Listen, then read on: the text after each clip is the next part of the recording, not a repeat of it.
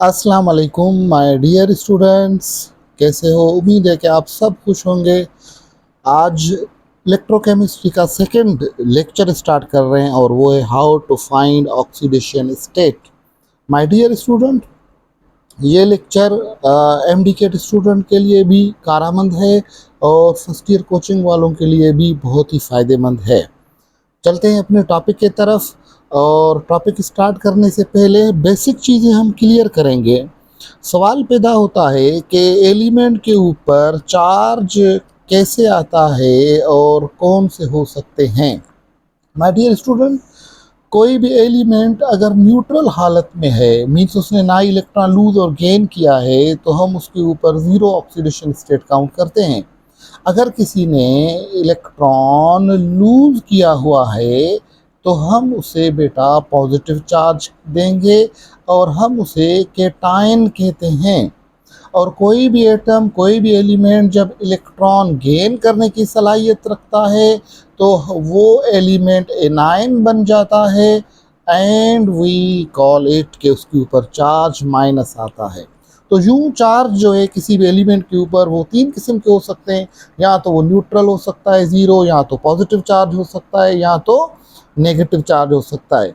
और भी आपको अगर मैं बेसिक में लेकर जाऊं तो चार्ज दो किस्म के हो सकते हैं और उनमें से एक टेम्पररी चार्ज। टेम्पररी चार्ज जो आज हमारा टॉपिक है, जिसे हम कहते हैं ऑक्सीडेशन स्टेट या ऑक्सीडेशन नंबर कहते हैं। परमानेंट चार्ज जिसे हम कहते हैं valency, the ability of an atom to lose and gain of electron is called charge।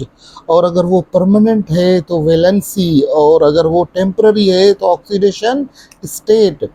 Temporary charge जिसे हम ऑक्सीडेशन स्टेट कहते हैं वो ज़ीरो भी हो सकता है, प्लस में भी हो सकता है, माइनस में भी हो सकता है, और वो फ्रैक्शंस मींस डेसिमल पॉइंट में भी हो सकता है। मगर valency of an element can be zero, can be plus and can be minus, वो फ्रैक्शंस में नहीं हो सकता।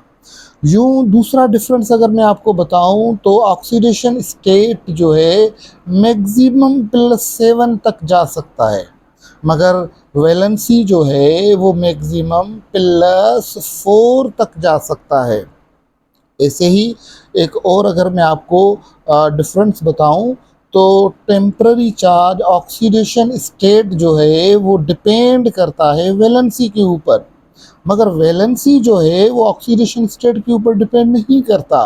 यूँ हम कह सकते हैं कि अगर वैलेंसी याद है तो ईज़िली आप बच्चे आराम से ऑक्सीडेशन नंबर निकाल सकते हो।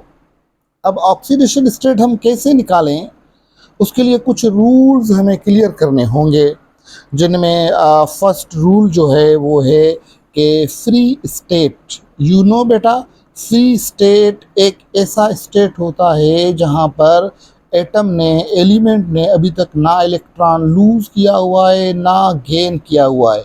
इन दिस स्टेट हम ऑक्सीडेशन नंबर जो है क्या काउंट करते हैं? शून्य, ज़ीरो काउंट करते हैं।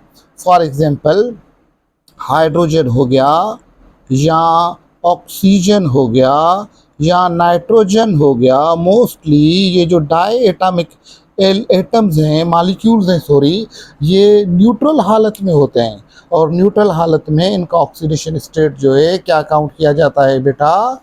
We count it zero, means neither they have lost electron nor they have gain electron. दूसरा रूल कह रहा है कि sum of oxidation state in compound is zero. भाई कंपाउंड तो हम उसे कहते हैं जिनका plus and minus charge zero के बराबर हो। कंपाउंड की कुछ खुसूसियात बताऊं तो कंपाउंड केमिकली बनता है, कंपाउंड में फिक्स रेशो होता है, कंपाउंड का फिक्स मॉलिक्यूलर मास होता है, और कंपाउंड का जो नेट चार्ज है, जो सम है, वो ज़ीरो के बराबर होता है। जैसे कि मैं आपको अगर एग्जाम्पल दूं तो एग्जाम्पल दे सकता हूँ वाटर का, जिसमें ऑक्सीजन का जो ऑक्सीडेशन स्टेट है वो -2, हाइड्रोजन का +1 है, दो हैं तो +2। इक्वल किसके हो गया, 0। अब आप इस कंपाउंड को कह सकते हो, अब आप इस चीज़ को कह सकते हो कि ये कंपाउंड है, क्योंकि इनका नेट ऑक्सीडेशन स्टेट 0 आ रहा है। अगर किसी मॉलिक्यूल का नेट ऑक्सीडेशन स्टेट 0 नहीं आ रहा तो आप उसे कंपाउंड नहीं कह सकते। रूल नंबर 3 है जिसे हम कहते हैं हाइड्रोजन के ऊपर, क्योंकि हाइड्रोजन भी एक ऐसा एलिमेंट है, you know very well, undecided element है पीरियोडिक टेबल में। इसका कोई भी फिक्स पोजीशन नहीं है पीरियोडिक टेबल में, मगर हाइड्रोजन जब रिएक्ट करता है विथ मेटल्स तो तब उसका ऑक्सीडेशन स्टेट जो है बेटा हम काउंट करते हैं -1। और जब यही एलिमेंट हाइड्रोजन रिएक्ट करता है नॉन मेटल्स के साथ तो तब हम इसका ऑक्सीडेशन स्टेट काउंट करते हैं +1। अब मेटल्स में अगर मैं आपको थोड़ा सा डिटेल में लेकर जाऊं तो मेटल से मुराद के जब हाइड्रोजन रिएक्ट करे एस ब्लॉक एलिमेंट्स के साथ, या कुछ एलिमेंट ऐसे भी हैं जो पी ब्लॉक में हैं जैसे कि एल्यूमिनियम वगैरह, उनके साथ भी हाइड्रोजन जो है माइनस ऑक्सीडेशन स्टेट में जाता है। नॉन मेटल्स तो आप सबको पता है बेटा कि वो बिलोंग करते हैं पी ब्लॉक के अंदर, और इनके अंदर इनके साथ हाइड्रोजन जब भी रिएक्ट करेगा तो वो प्लस ऑक्सीडेशन स्टेट में रहेगा। यूँ अगर मैं आपको एक एग्जांपल दूं, वो है सोडियम हाइड्राइड का। अब इस सोडियम हाइड्राइड में सोडियम मेटल है, इट विल रिमेन प्लस, मगर हाइड्रोजन मेटल से रिएक्ट कर रहा है तो तब जाकर माइनस ऑक्सीडेशन स्टेट में रहेगा। तब जाकर ऑक्सीडेशन स्टेट का जो सम है कंपाउंड का वो इक्वल टू न्यूट्रल या 0 के बराबर रहेगा। अगर मैं एग्जांपल नॉन मेटल्स के साथ दूं तो बेस्ट एग्जांपल मैं ये दे सकता हूं बेटा कि लाइक NH3 अमोनिया, जिसमें नाइट्रोजन -3 है, हाइड्रोजन +1 है, तो हम क्या कहेंगे बेटा +3। सो कहने का मतलब है कि when hydrogen reacts with metal it is a -1 oxidation state, and when it reacts with non-metals it is a +1 oxidation state. Rule number 4 पर चलते हैं। तो बेटा रूल नंबर 4 ऑक्सीजन के लिए। अब ऑक्सीजन भी हमारे पास बहुत ज़्यादा हालतों में मौजूद है। अगर वो नॉर्मल ऑक्साइड है तो वो ऑक्सीजन -2 ऑक्सीडेशन स्टेट रखेगा। अगर वो पर ऑक्साइड है तो वो ऑक्सीजन -1 ऑक्सीडेशन स्टेट रखेगा। अगर वो सुपर ऑक्साइड है तो ऑक्सीजन -1/2 ऑक्सीडेशन स्टेट रखेगा। ऑक्सीफ्लोराइड में जैसे कि हमें पता है कि फ्लोरीन जो है ज़्यादा इलेक्ट्रोनेगेटिव एटम है, जिसकी वजह से ऑक्सीजन की इलेक्ट्रोनेगेटिविटी कम होने की वजह से इस हालत में ऑक्सीजन प्लस ऑक्सीडेशन स्टेट में आता है। हमारे पास बहुत सारे एग्जांपल्स हैं आगे जो क्लियर करेंगे कि भाई ऑक्सीजन किस हालत में नॉर्मल ऑक्साइड है, किस हालत में पर ऑक्साइड है, किस हालत में सुपर ऑक्साइड है, या किस हालत में ऑक्सीफ्लोराइड की हालत में है। उम्मीद है बच्चों बातें आपको समझ में आते जा रही हैं। वेरी सिंपल सा ये एक टॉपिक है, मेरे नज़र में तो बहुत इंटरेस्टिंग टॉपिक है। इंशाल्लाह आप लोगों को ज़्यादा से ज़्यादा ये क्लियर करने की कोशिश करते हैं। टॉपिक स्टिल चल रहा है।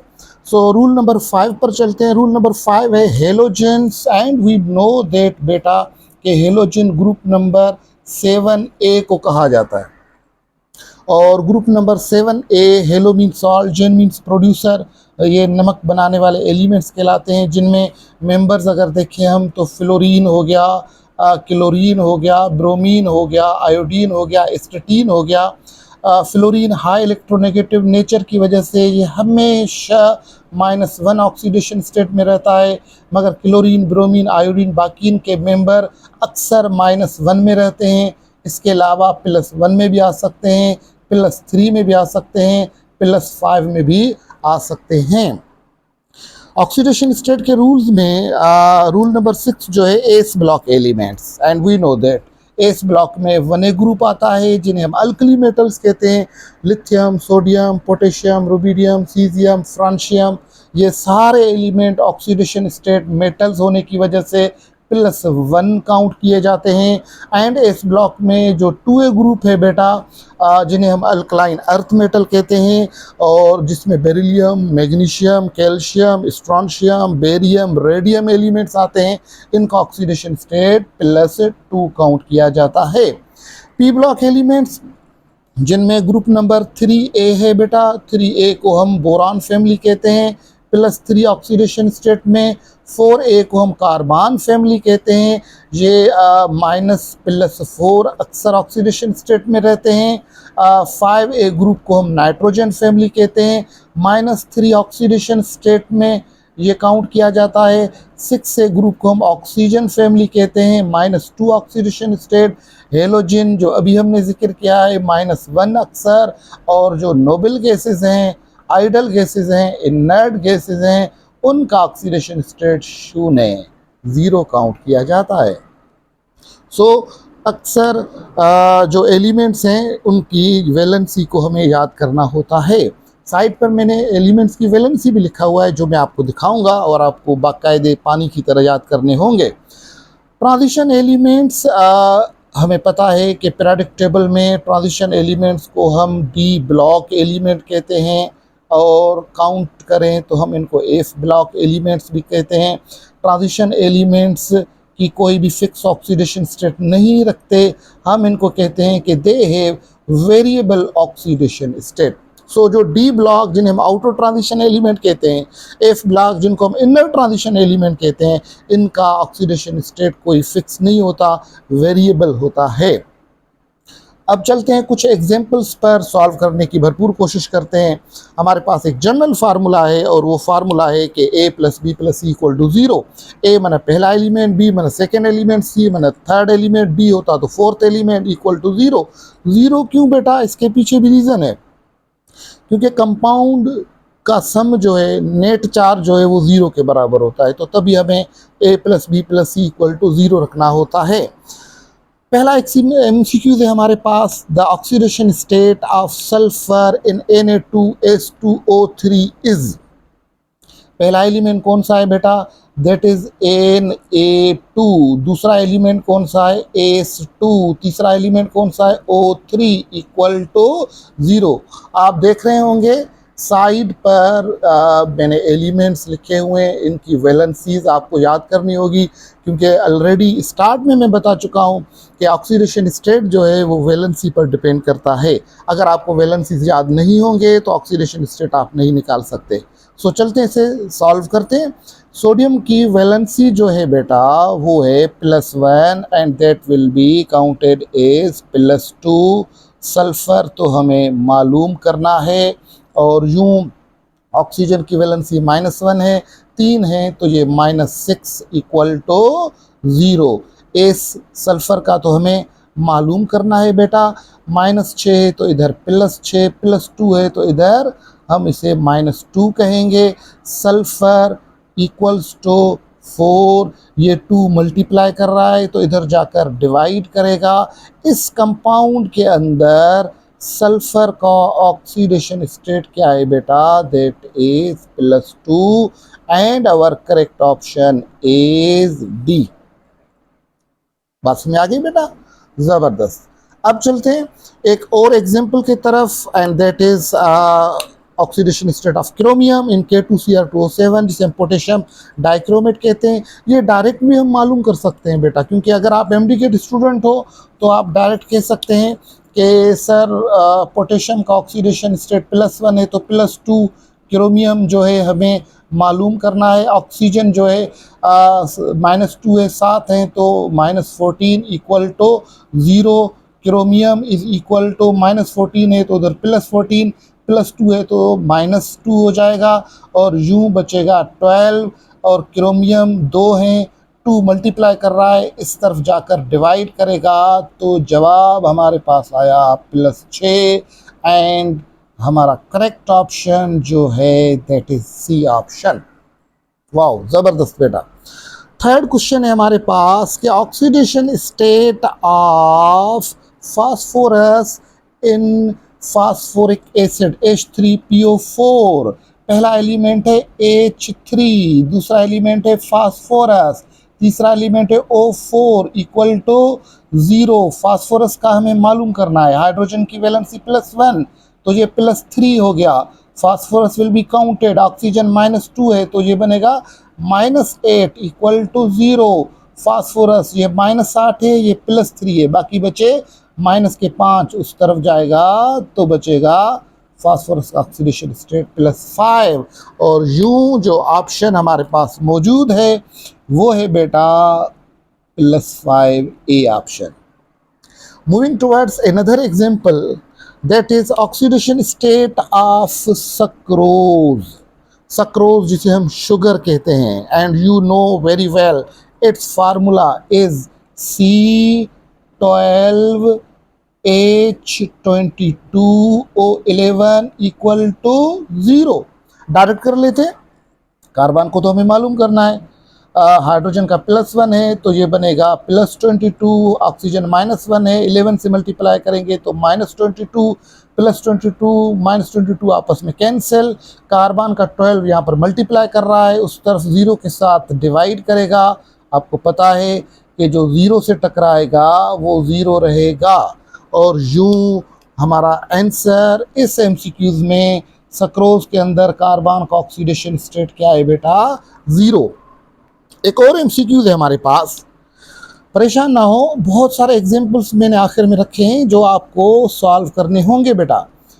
एक और MCQs है हमारे पास और वो है oxidation state of carbon in queen of compound. Queen of compound हम केमिस्ट्री में बेंजीन को कहते हैं, और बेंजीन का फार्मूला क्या है बेटा? That is C6H6।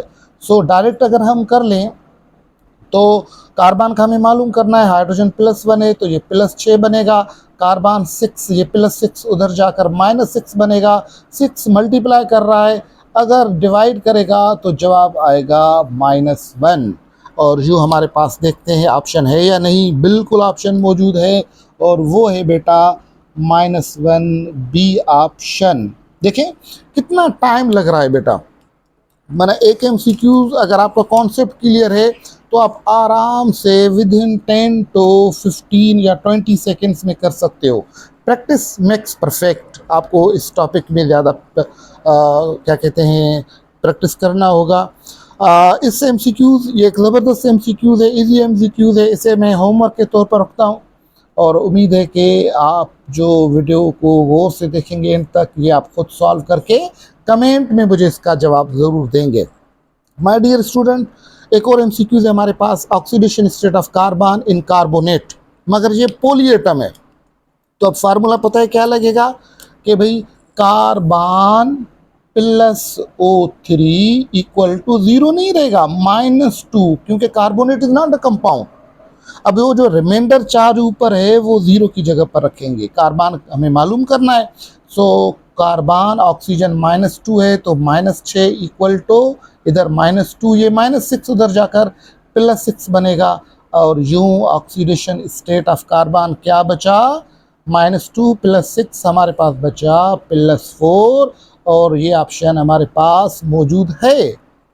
My dear student, मैं आपको बता चुका हूँ कि ऑक्सीडेशन स्टेट फ्रैक्शन में आ सकता है, 2.5 अशारिया जिसे हम कहें। एक ऐसा एग्जांपल हमारे पास है, ट्राई करते हैं। Oxidation state of carbon in phenol, we know the formula of phenol. Phenol जो है ये एक कंपाउंड है जो बेंजीन के रिंग के साथ है, हेटीरो हम इसे कंपाउंड कहते हैं, हेटीरो साइक्लिक कंपाउंड कहते हैं। Formula is C6H5OH। इनमें हमें कार्बन काउंट करना है तो फार्मूला बनाते हैं C6 प्लस हाइड्रोजन कितने 5 और 1 6 प्लस में oxygen equal to 0, carbon 6 hydrogen बने प्लस के 6 ऑक्सीजन बने माइनस के 2 equal to 0, carbon 6 equal to बाकी बचे +6 -2 तो बाकी कितने बचे 4 इस तरफ, मगर वो -4 बचेंगे क्योंकि ये -2 है, ये +4 है, +4 बचे, +4 उधर जाएगा तो -4। 6 यहाँ पर क्या कर रहा है मल्टीप्लाई, उधर जाकर क्या करेगा डिवाइड, -4/6 तो जवाब आना चाहिए 2/3 या आपको आगे भी करना है तो ये पॉइंट में आ सकता है। सो -2/3 ऑप्शन में देखते हैं कहीं पर भी मौजूद नहीं है। +2/3 तो है मगर -2/3 नहीं है। तो अगर नहीं है तो बेटा हम इसे कहेंगे none of these and it is E option. आपको पता है बेटा कि सबसे dangerous option none of these है। मतलब मज़े वाली बात है ना कि नन ऑफ दीज मैंने ऑप्शन में भी नहीं है, दिमाग में भी नहीं है, तो फिर वो ऑप्शन कहाँ पर है। So none of these is a very dangerous option, इनमें काउंट किया जाता है। एक डिफरेंट किस्म का क्वेश्चन है हमारे पास कि in which option carbon has oxidation state 0। अब इनमें आपको सबका देखना पड़ेगा। जैसे कि हमारे पास कंपाउंड जो है वो है एसिटिक एसिड। एसिटिक एसिड का फार्मूला क्या है बेटा? CH3COOH। अगर हम जाएं तो इसमें कार्बन 2 हैं, हाइड्रोजन 4 हैं, ऑक्सीजन 2 हैं, इक्वल टू 0। अब अगर डायरेक्ट करें तो कार्बन +4 होगा, ऑक्सीजन -4 हो गया, आपस में कैंसिल हो गए। 2 0 से टकराएगा तो जो 0 से टकराएंगे 0 बन जाएंगे। कार्बन का ऑक्सीडेशन स्टेट एसिटिक एसिड में 0। ये ऑप्शन सही है। चलते हैं दूसरे पर बेटा, और दूसरा हमारे पास है ग्लूकोज। ग्लूकोज का फार्मूला है C6H12। डायरेक्ट लिख रहा हूँ, +O6 equal to 0। Carbon +6, oxygen -12, यहाँ पर 12 हाइड्रोजन है, सॉरी, तो हाइड्रोजन +12 होंगे, ऑक्सीजन -2 है तो -12 आपस में कैंसिल। कार्बन का 6 0 से टकराएगा तो ये बेचारा भी 0 बन जाएगा। मतलब बी ऑप्शन भी सही है। ग्लाइसरोल जिसे हम ग्लिसरीन कहते हैं उसका फार्मूला है C3H6O3 इक्वल टू 0। ये ट्राई हाइड्रो ऑक्सी कंपाउंड है, अल्कोहल फैमिली से ताल्लुक़ रखता है। मगर ऑक्सीडेशन स्टेट पर जाएं तो हाइड्रोजन +1 है तो +6 बन गया, ऑक्सीजन -2 है तो -6 बन गया, आपस में कैंसिल हो गए 0। 3 जो है वो उधर जाकर 0 से टकराएगा, जो 0 से बंगा लेगा वो 0 बन जाएगा।